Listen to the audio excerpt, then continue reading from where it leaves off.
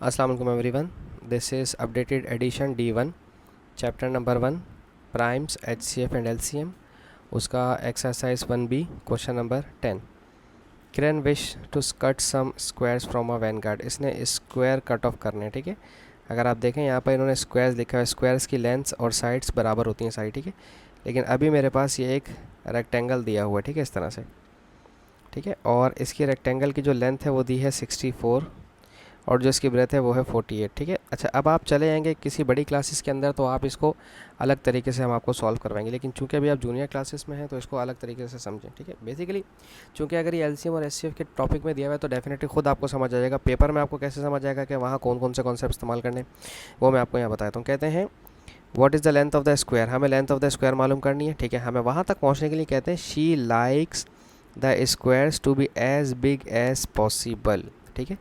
As big as possible का मतलब ये हुआ कि हमें इसका HCF निकालना है। अब आप बोलेंगे sir HCF highest common factor की ही वजह से बोल रहे हैं क्या? बिल्कुल, हम यहाँ पर हाईएस्ट कॉमन फैक्टर की ही वजह से, क्योंकि यहाँ पर एज बिग एज पॉसिबल का मतलब HCF ही बोला जा रहा है। चलो एक काम कर लेते हैं, पहले 48 निकालते हैं। 48 के प्राइम फैक्टर क्या क्या होते हैं, ठीक है। 48 के प्राइम फैक्टर आप सब जानते हैं, जिसे कोई बच्चे LCM बोलते हैं कि हम इसका LCM ले रहे हैं। बेसिकली LCM एक अलग चीज़ होती है, उस LCM को निकालने के लिए प्राइम फैक्टर की ज़रूरत होती है, ठीक है। ये हो गया मेरे पास 2 कितने हैं, 1 2 3 4, 1 2 3 4 और 3। फिर इसी तरह से 64 के प्राइम फैक्टर निकाल लेते हैं। 64 के प्राइम फैक्टर आएंगे 2 3 ज़ा 6, 2 2 ज़ा 4, 2 1 ज़ा 2, 2 6 ज़ा 12, 2 8 ज़ा 16, 2 4 ज़ा 8, 2 2 ज़ा 4, 2 1 ज़ा 2, 1 2 3 4 5 6, 1 2 3 4 5 एंड देन 6, ठीक है। ये आ गया हमारे पास 64 का। अब मुझे LCM नहीं चाहिए, मुझे HCF चाहिए, ठीक है। सिर्फ कॉमन फैक्टर चाहिए, 1 2 3 और 4, ठीक है। 1 2 3 और 4, ये आ गया मेरे पास। 2 2 ज़ा 4, 4 2 ज़ा 8, 8 2 ज़ा 16, ठीक है। लेंथ ऑफ स्क्वायर आ गया ये, ठीक है। ये आपका आंसर आ गया 16, ठीक है। अब वो पूछ रहे हैं how many square she can cut all together.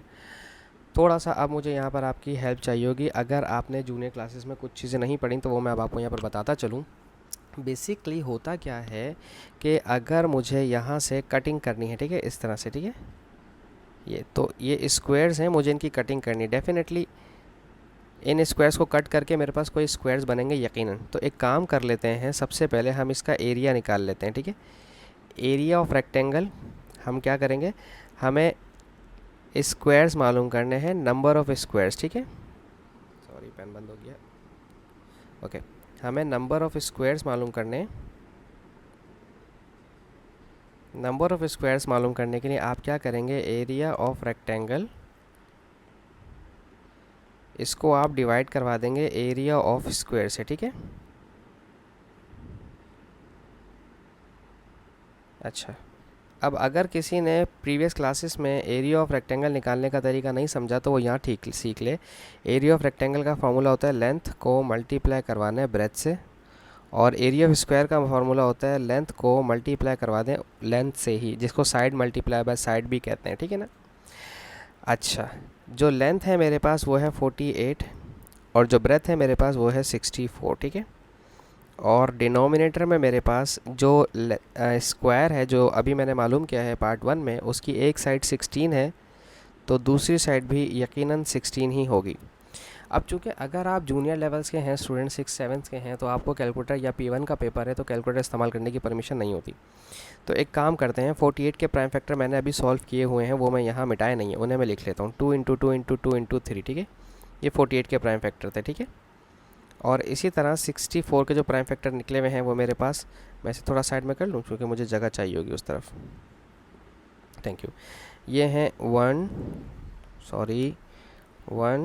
2 3 4 5 and then 6। ये मैंने 48 और 64 के प्राइम फैक्टर्स को रिजॉल्व करके लिख दिया।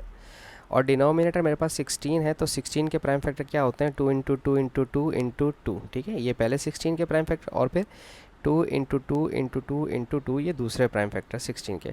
ये मैं सिर्फ उस सूरत में जिसे रिड्यूस करना नहीं आता, फ्रैक्शंस को कट करना कि किस किस टेबल से काटते हैं उन्हें नहीं आता, ये उनके लिए कि प्राइम फैक्टर बना के सॉल्व कर लें। अब ये आपस में कैंसिल हो जाएंगे, ठीक है।